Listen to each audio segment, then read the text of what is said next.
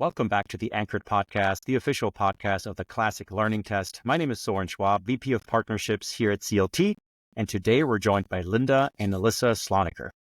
Lynda is originally from Texas, but has lived all over the world, including Greece, Spain, China, and most recently, Puerto Rico. She and her family have been a part of Stoa, a Christian speech and debate organization, for over 6 years as tournament director on the Training and Development Committee, and since 2023 as Stoa's president.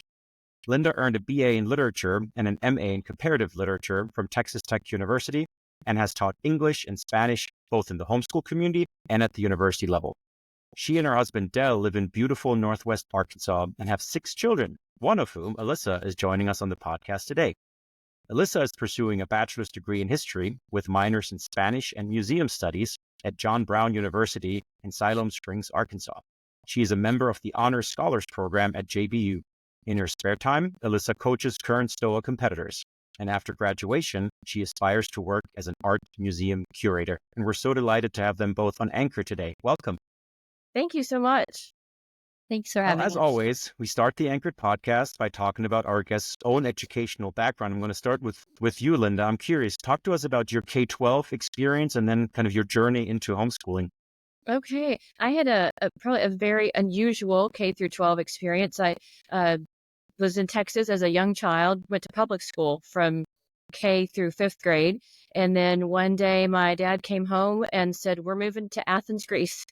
And so we packed up. This was in 1979. So this was before the internet, before cell phones, before, anything. The only way we could research moving to Greece was to go to the library and look up in the World Book Encyclopedia pictures of Athens and such. So we arrived and I was quickly enrolled into a private American international school. And so I went to international schools all the way up till I was a senior in high school. And then just as suddenly returned to the United States as a senior and plopped back into public high school in Lubbock, Texas. So a lot of different experiences in there. Very much so. Very much so. You homeschooled Alyssa, right? And your kiddos. Yeah. So talk to us a little bit, kind of, you were not homeschooled yourself. Did you have neighbors that homeschool? Did you have a bad experience at public school with your kids? What was kind of the decision there to homeschool? Yeah. So that's such a great question. I tell people this story a lot when I talk about homeschooling, but basically I never intended to homeschool.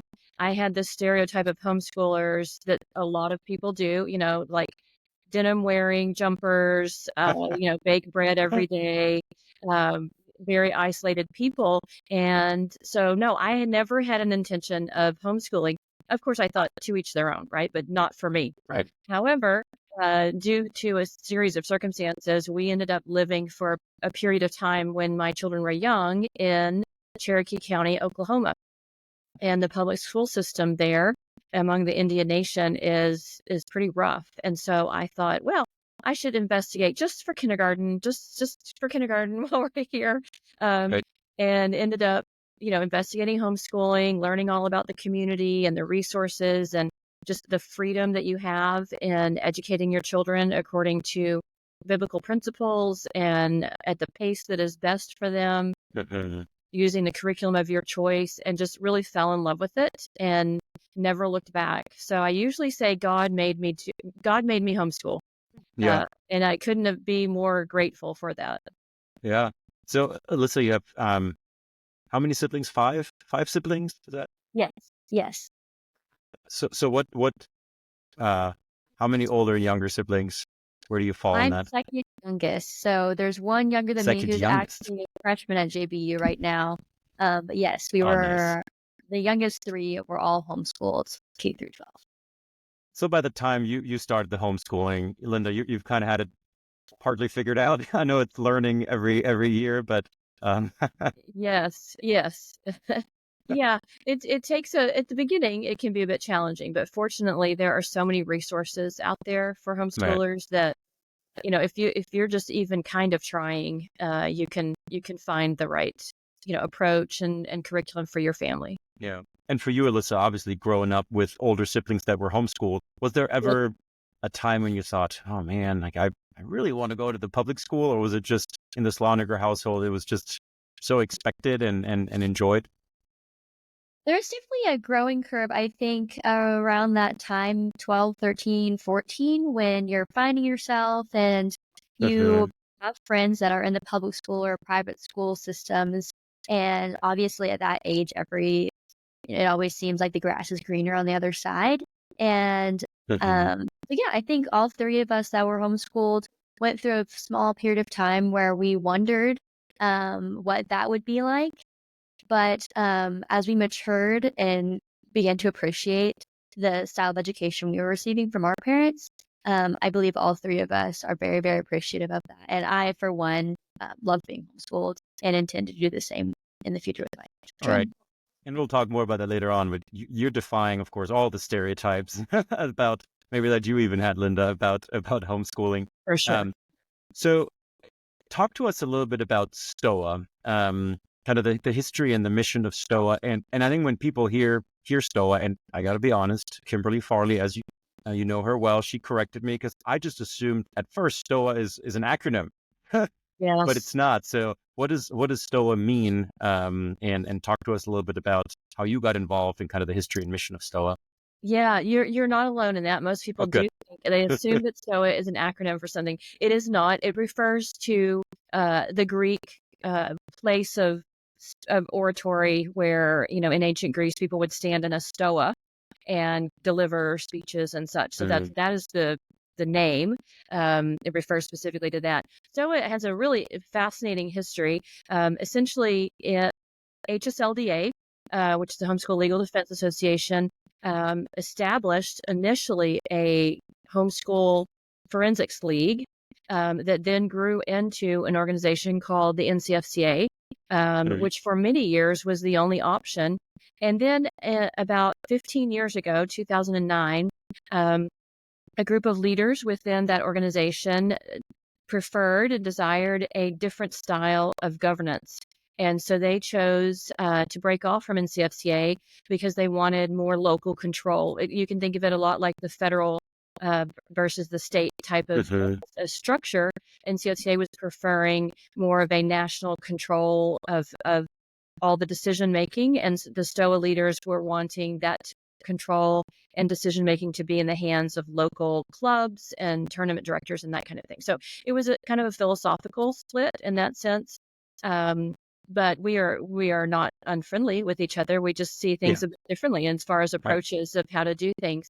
And since that time, several years ago now, the NCFCA opened their doors to include all Christian students. So they are a ministry and a league available to Christian students who attend private school, public school, and homeschool, whereas STOA has really held to its roots of homeschooling. So we are the only national homeschool speech and debate league.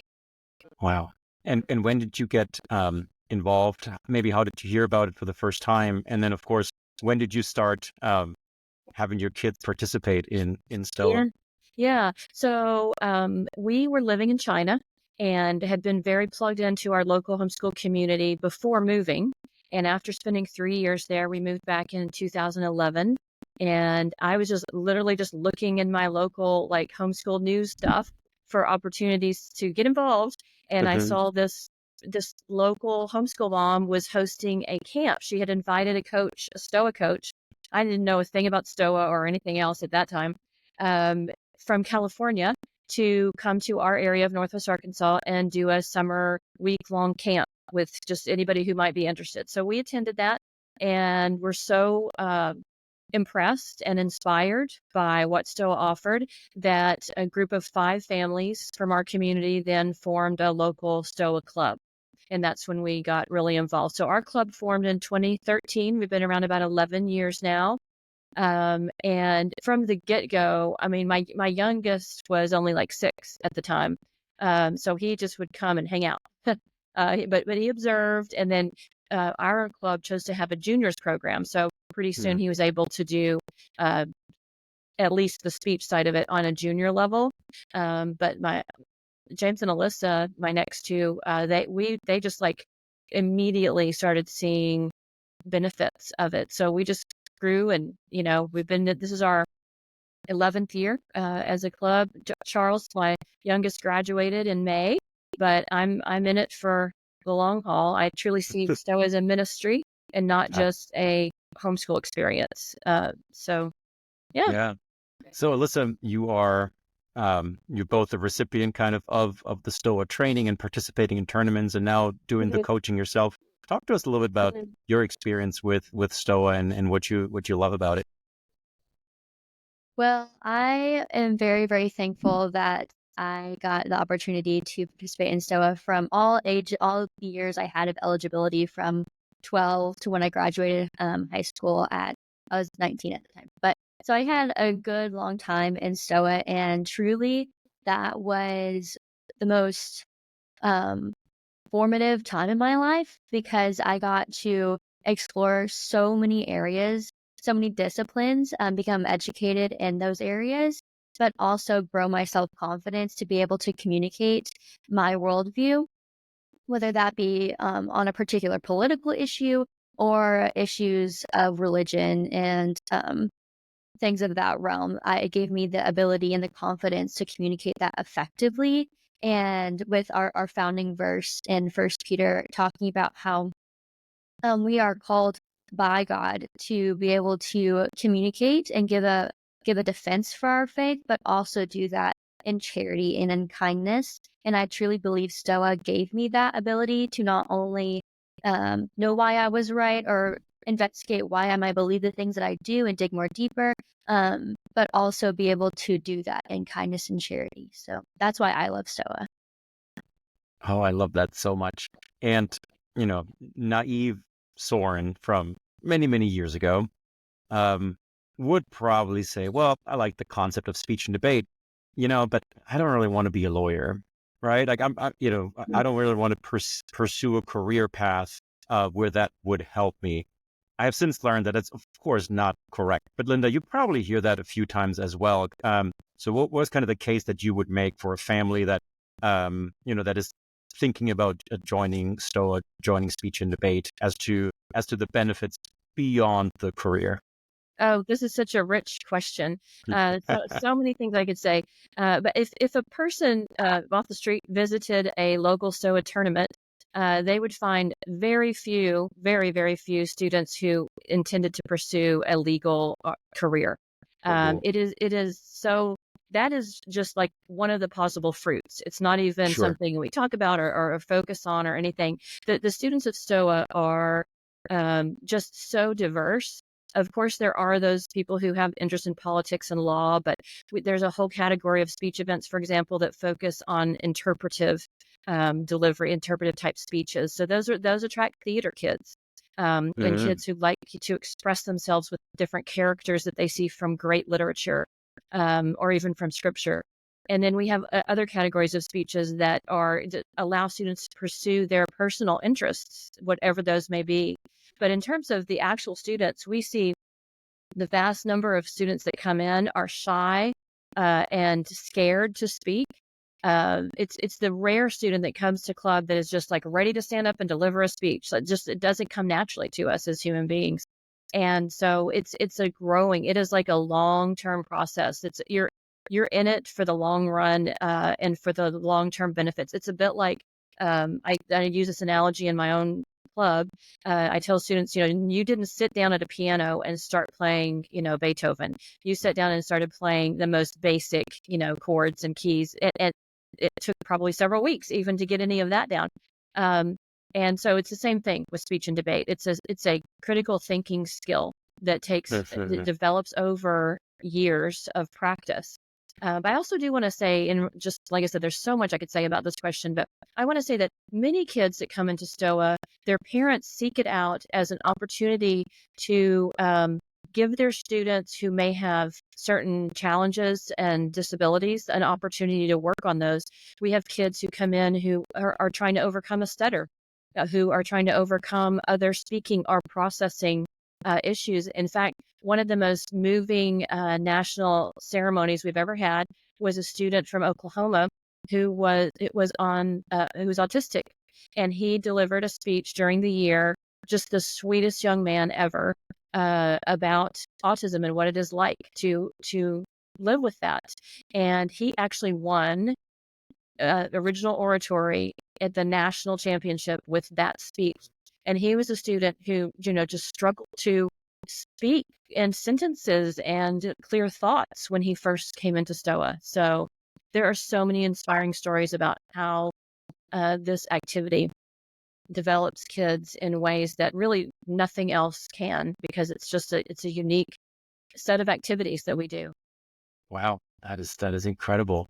Alyssa, I read in the introduction that you're a history major, museum studies and Spanish minor, and you're thinking about working at an art museum as a curator. So again, not kind Yeah. of pursuing the legal route. Talk to us a little bit about what skills you've gained from being in Stoa in Stoa that serve you now at JBU and probably for your whole life. Yeah, I definitely do not think you have to go into the legal field for STOA or speech and debate to serve you or grow you. I see as a college student my ability from impromptu speaking and having to form arguments quickly and precisely that has carried me throughout my college career, and essay writing, and even just having the confidence to communicate with my professors who are distinguished people in their field and be able to go to them with questions, but with confidence. And I think that no matter what field you're in a university, that is going to be helpful to you, particularly in the field that I am in, and hope to be in the future in some way with art history and history as a whole. There are a lot of changes going on, as we know, in society, and a lot of that is expressed in art. Yeah. And being in classes where I have professors or students who have vastly different interpretations of what society ought to look like, going forward in the modern era, and being able to express my views with confidence because of STOA has been extraordinarily helpful. Wow. Yeah, no, that's fascinating. And um, do you get a sense, and John Brown University is a pretty high performer, right? A lot of high performing students. But do you feel like you even freshman year, you felt like, you got kind of a little bit of an edge or advantage, maybe some students that didn't do speech and debate or that didn't, obviously weren't part of STOA. Oh, 100%. 100%. I think just the training of how to form arguments, knowing Hmm. what the logical fallacies are, how to be intellectually curious. All of those things were really, really changed the way that I experienced my first year of college. And I believe I'm a senior now. So all of the years of college, I believe that I had an advantage because of the training I received in STOA. That's incredible. Lynda, it was a few years ago now. I went to my first STOA tournament, and I was just absolutely amazed by these young men and women. And thinking back to, again, some of the stereotypes that you hear about homeschoolers and, they're kind of socially awkward and they don't, and it is just so far from the truth. These young men and women um, came up to me, shook my hand, made eye contact, were able to hold a conversation about pretty much any topic. Yeah. I really do think that over the next few years, the perception, that we have about homeschool students, especially coming from, as an employer's perspective, is going to fundamentally change because, I've talked to some students in some public schools, and of course there are exceptions, but so many of them couldn't hold a conversation. They were constantly looking at their phones, right? There's so many of these distractions, and it was night and day at STOA, and so that's such a testament to the work that you are doing. And so, would you? Obviously, you would agree with that, but Yeah. you spoke a little bit about um, the kind of student that comes to STOA, and it sounds like really everyone. This is for students that really have no experience and just want to grow as a person, as a speaker, but also for students that absolutely have an interest in tournaments, right? So it's a pretty wide range. Is that accurate? Yeah, yeah. And what happens is everybody begins at the beginning, right? And Mhm. nobody is born being a natural excellent speaker. They may have some propensity towards it. They may have some natural Sure. talent, but they have to be grown and developed in those things. And so I say that to my club all the time. Everybody begins at the beginning. And so what the goal is that it is through going to tournaments that students really polish and develop their skills. It's kind of like a good analogy would be if you play for a basketball team and all you ever do is just drills on the court with your local, at the local level with your team, you're only going to progress to a certain level. You have to go play in games. You have to go be challenged. You have to have the competition and the drive to, do your best when compared to others outside of your immediate group. And so the tournaments are sort of the way we add polish, right? We learn our skills in our local clubs and we go and attend tournaments, and it's there that we face the tough competition. And so I say that everybody starts out, we have students are ranked in speech events first through eighth. And we only put up to fifth on the ballot, which is, you have judged before, you've seen those ballots, but everything else is fifth, sixth, seventh, eighth, is a fifth and below category. Yep. So I always say everybody is fifth and below when they start. Everybody is fifth and below. And you may be fifth and below for years before you're not. But the 100%, if you keep at it and you keep attending tournaments and practicing and polishing those skills, you will naturally rise to the top. As you get older, students get older, their critical thinking skills develop. They just sort of naturally end up moving, closer to the top during their years of competition. Yeah. Alyssa, you've participated in tournaments, I assume, and now you're coaching students that are participating in tournaments. What are some of the competitions that you, if you were to go to a Stoa event, that you would see, and then maybe from your own experience, what were your favorite / best? I'm sure there maybe is an overlap activities and that you had. Yeah, so I competed in Lincoln Douglas value debate, which is, as it sounds, value debate. So it's a philosophical debate of ideas rather than team policy debate, which is policy debate with teams of two. And then I did parliamentary debate, which is based off of the British Parliament style of debate. So it's also two teams of two, government and opposition. So I did parliamentary and I did Lincoln Douglas. And then I wasn't the biggest I'm not a theater. I have tons of respect for theater kids. I'm not one. I tended to write on philosophy and things surrounding current events. But yeah, those were my favorite events.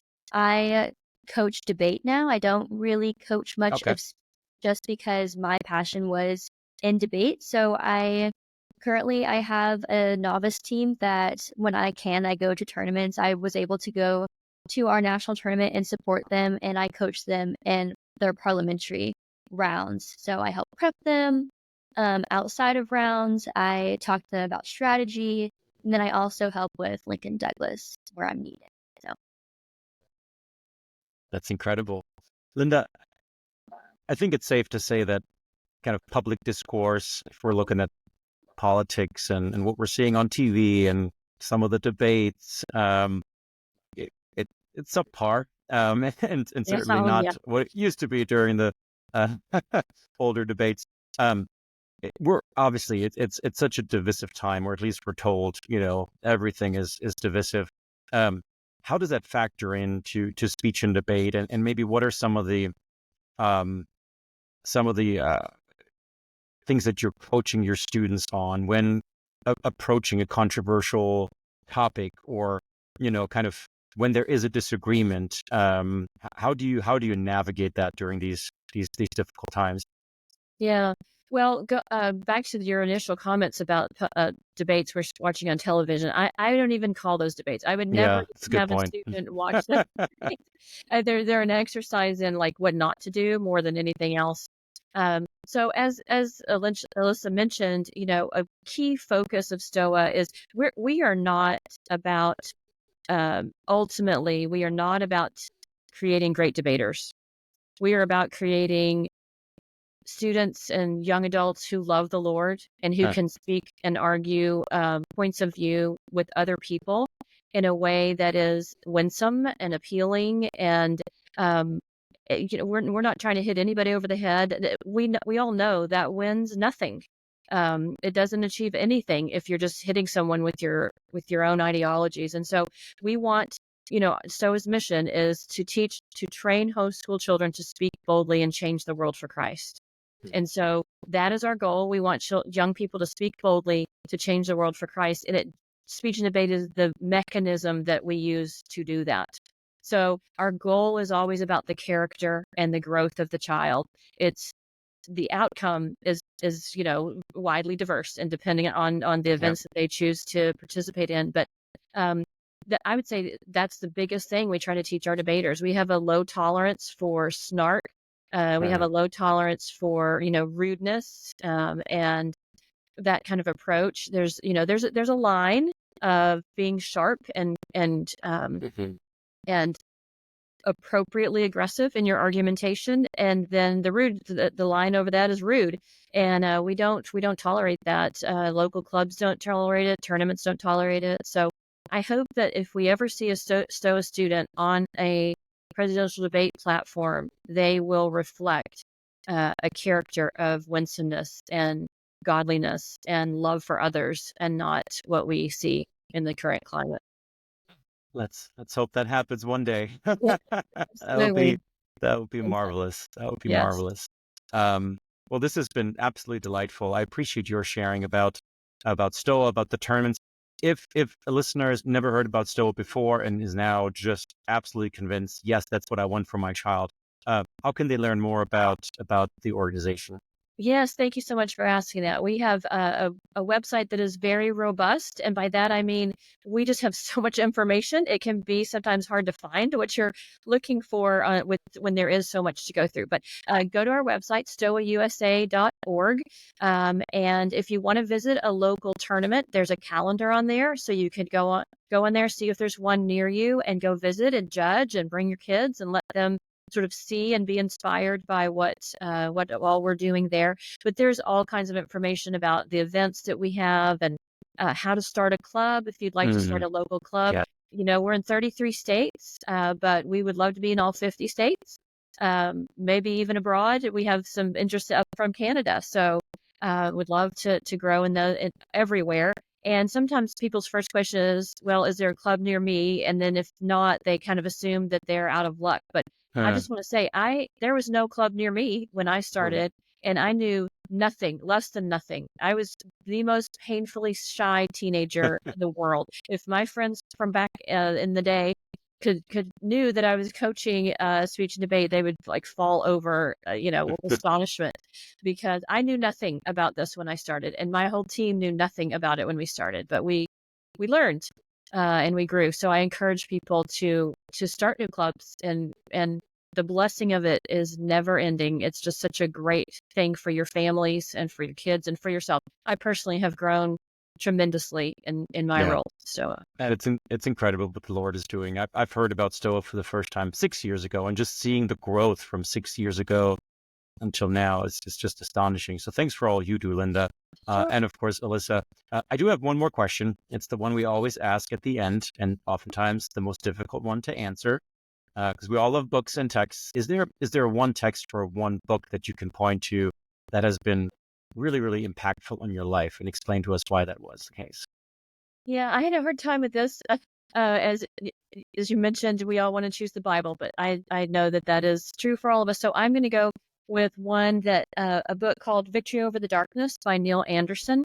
It's been around for a while, but it was very influential for me in my 30s as I sort of dealt with past issues and helped other people ultimately in ministry dealing with issues of the past. It's about overcoming past hurts and past issues, and not allowing those things to drag you down in life. Ultimately, it's a spiritual warfare type of a book that's just very useful and eye-opening. So. And you said it was Neil Anderson? Neil Anderson, Wonderful. Awesome. Yeah. Thank you so much. Again, we're here with Lynda and Alyssa Sloneker of STOA, Christian Speech and Debate Organization. Go check them out. Go to the website, StoaUSA.org. Both of you, really appreciate your time. Thanks for joining Anchor. Yeah. Thank you so much.